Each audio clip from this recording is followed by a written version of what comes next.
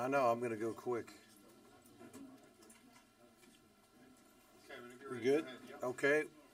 Well, we're very thankful to be here. It's been a great ride this season.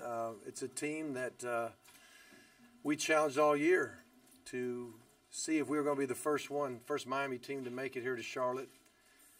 And we're here, so we're excited about that. And going to play a great team. We know that. Anybody who wins 42 of the last 45 games is pretty outstanding. Obviously, Clemson's won the national championship a year ago and last couple ACCs. And, Dabo's just done a wonderful job. So we're thankful for the opportunity and the challenge. So with that, I'll open it up. Questions, raise your hand. Let us get the mics to you. First question right here to our right. Hey, Mark. Chris Heidel from Herberton Radio. Yes. Talk about Kager's developments in September 29th when I last talked about him to you on the phone about his development, how he's getting. I'm sorry, I didn't. Kager, Oh, Cager. Yeah, Kager. Yes. How's his development going since I talked to you? Cager a year ago had an ACL injury, and so he was coming off of that, and I think it was taking him time to truly trust it. I think it's typical of a guy who comes off an injury like that. It takes a while to really believe, because especially when you're running full speed, changing direction, running full speed, stopping and jumping the ball, catch a ball and turning and all that, and so I think it took him a while to gain confidence, but. Right now, I don't see any signs of him being concerned about that, and you can see him do his thing. He's done well.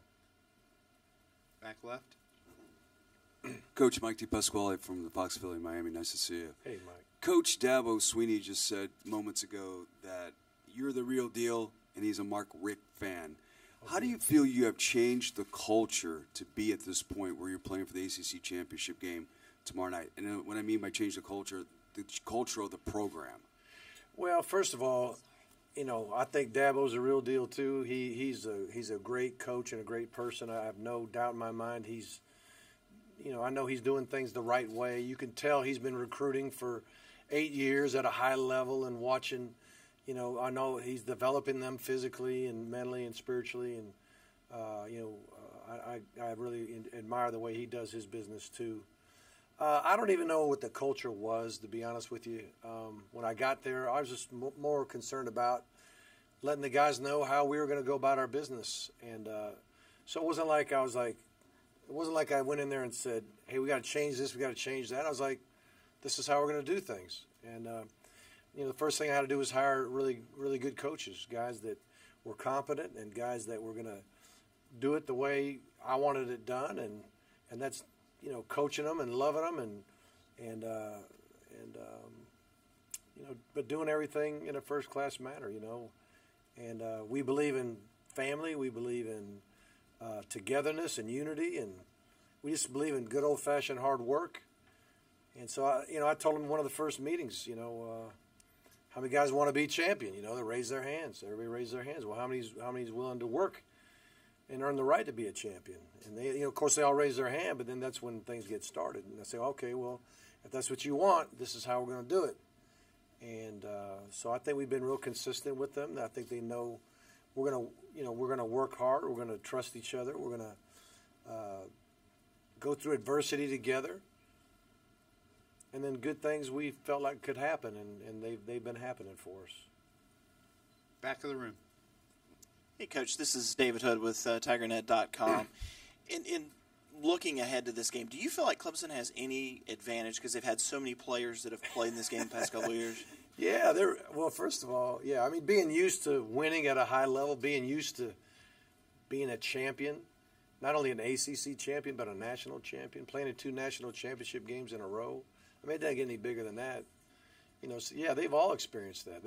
Experience is a great teacher. We all know that, and we're just experiencing some things for the first time as a group of coaches and players. And so, it should be an advantage to have lived through those types of moments.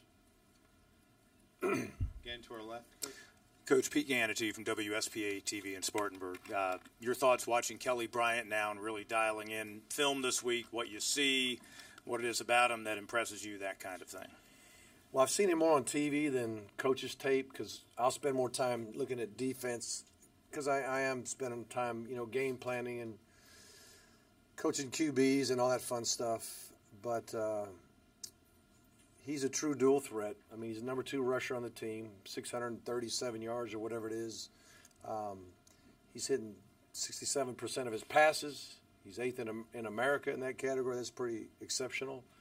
They're as balanced of an offense as you can have, and a lot of it has to do with his ability to run and throw exceptionally well.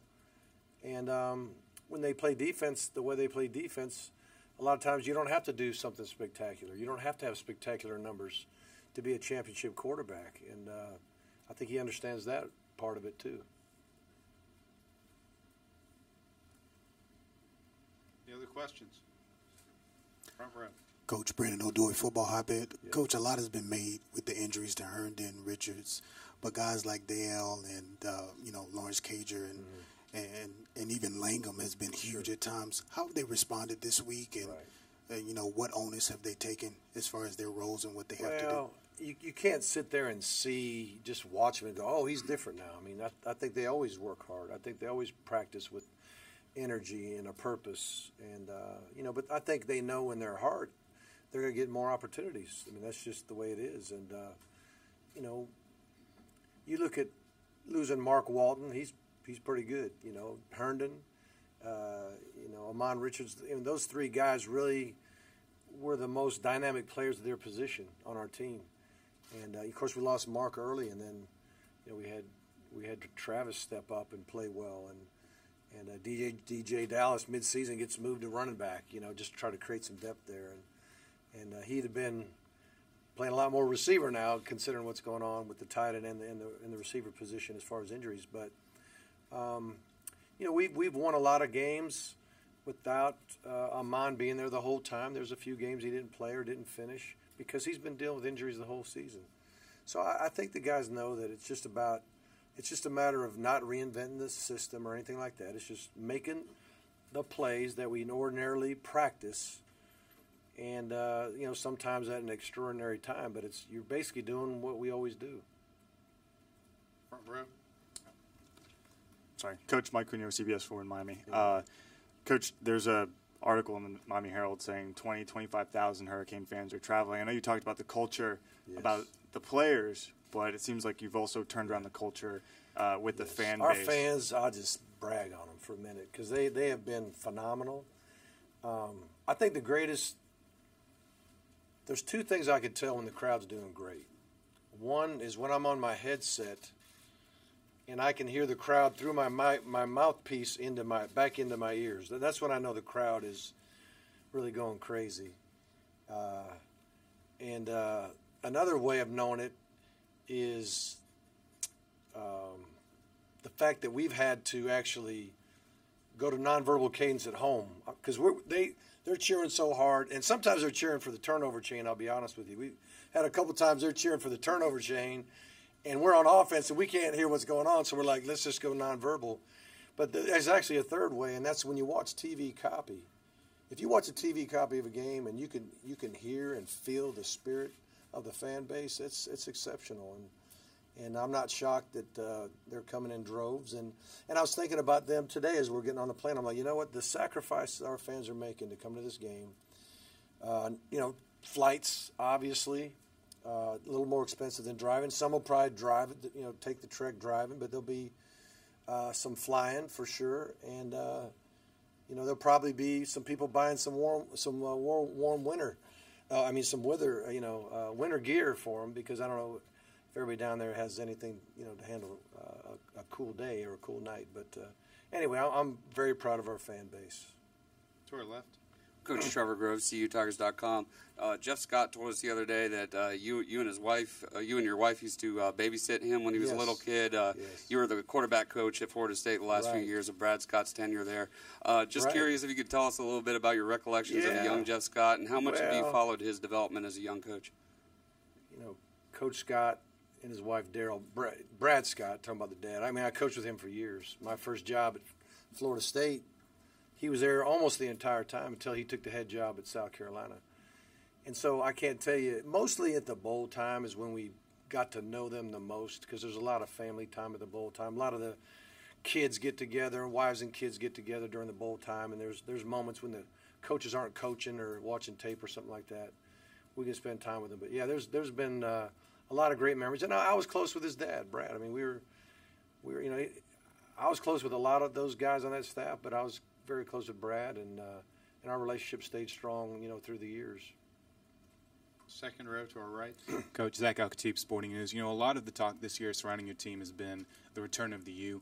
Is that something your team kind of uses as a motivational factor? Do you address that at all, or do you just worry about? I've never said to the team, "Let's prove to everybody that U is back." I've never done that. I've never said that. I've only said, like I said before, let's get to work. Let's play physical. Let's play fast. Let's play discipline. Let's do the things that you got to do on a daily basis to give you a chance to win.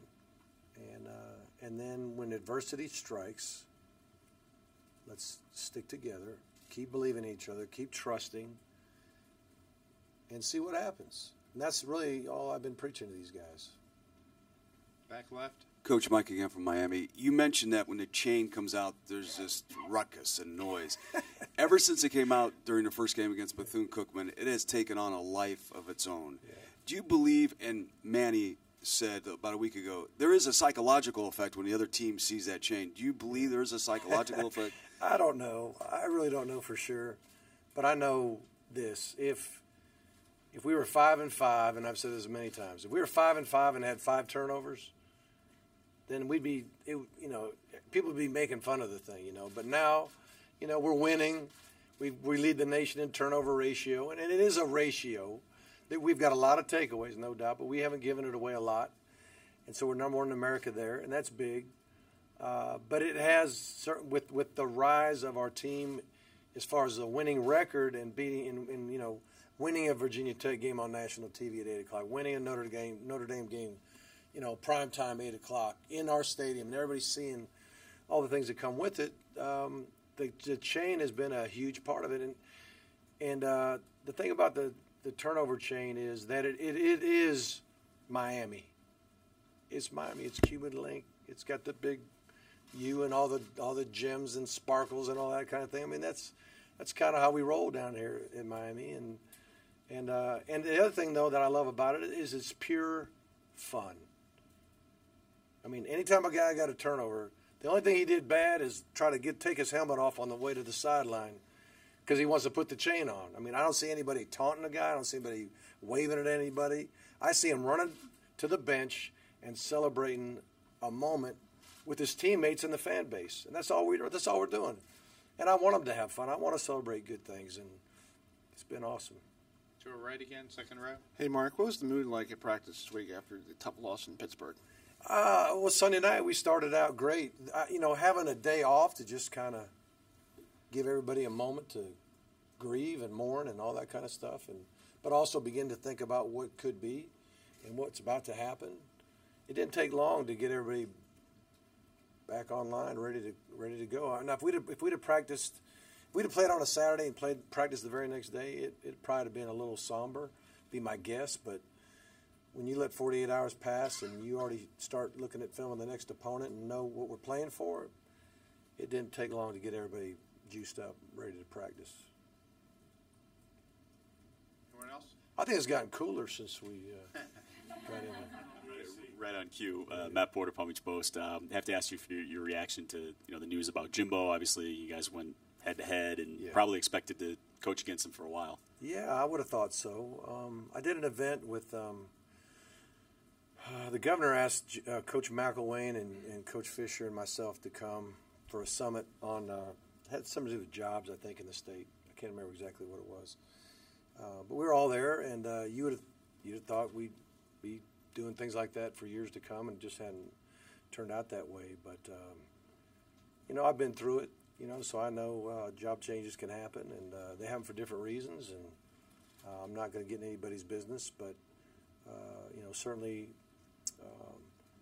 I know I've heard what's going on, but I haven't focused on it at all because I'm trying to get ready and try to get a first down or two,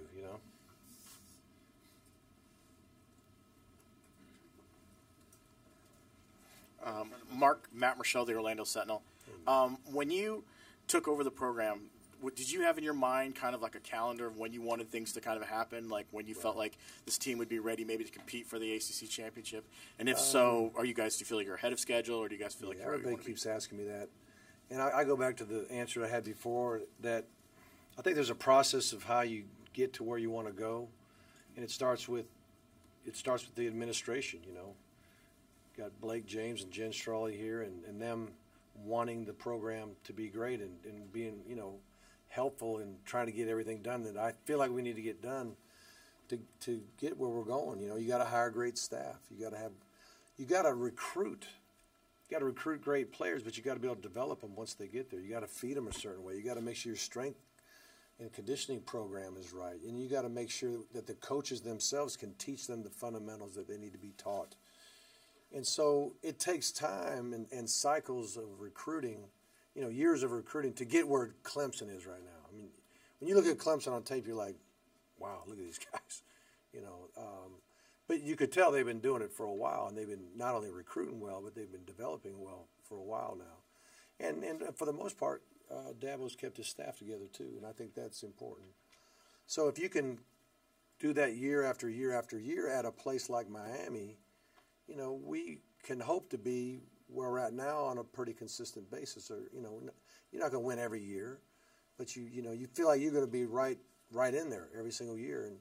And this, as far as a timetable, all I could tell you is our plan was to become the best we could be and win every game we play. I mean, when we line up, we don't say, man, we think we'll win this one, but I don't know if we win that one. I mean, we go into every game believing we can win, and thankfully we won the close games this year, where last year we didn't. Front row. Coach, I think it was after the Notre Dame game, you said you had compiled a video of all the experts picking against Miami and showed it to your players. Well, I didn't have to, but yeah, some people took offense to that. I wasn't. All I was doing was we just showed video of people's opinion that they didn't think we could win and why they didn't think we could win. And, I thought I don't think anybody was trying to hurt anybody's feelings, but it got our guys' attention, and I think it challenged them. Anything planned for this week? I don't have anything special. I haven't. What happened to me, I think it was midweek, late week. Some of them, I'm not on the phone looking at Twitter all the time or looking at the social media all the time, but I've got young coaches around me that they're like the players. They're looking at it, They see what's going on. Like, hey, Coach, did you see this? Did you see that? And so that's what happened that week. So I watched a couple of those. I go, well, maybe we could show it to the boys and see if it'll fire them up. So, but getting fired up lasts about 2 or 3 series, and then it settles into a game, and it settles into the habits you've created, throughout the season, throughout the week. Front row, in front of you. Coach, I was just curious on Malik. From the beginning of the season, when there was, this big quarterback competition, no one had any idea. Maybe you did, but on the outside, we didn't know who was going to be the starter. To winning all his games but one. Right. What has he done? I mean, who is he? Can you just take us behind the Malik? Malik's very smart. He understands football. He can come off the field or even after a rep in practice and just tell in detail what he saw. Because I've always learned as a quarterback's coach to always ask him, why did you do what you did, whether it was good or bad. And if they could tell you why they did what they did, it's a good sign. Sometimes I say he's doing the right thing for the right reasons. Sometimes a guy do the right thing because he got lucky. You know what I mean? So, but he can recall what happened, and even like if you're watching film the next day from the day before, I said, "What'd you see? What'd you think? Why'd you do what you did?" Because we could see the film from up in the sky, but we're not standing in that pocket with all them bodies flying around. We're not seeing exactly what he's seeing, and so he's very good in that way.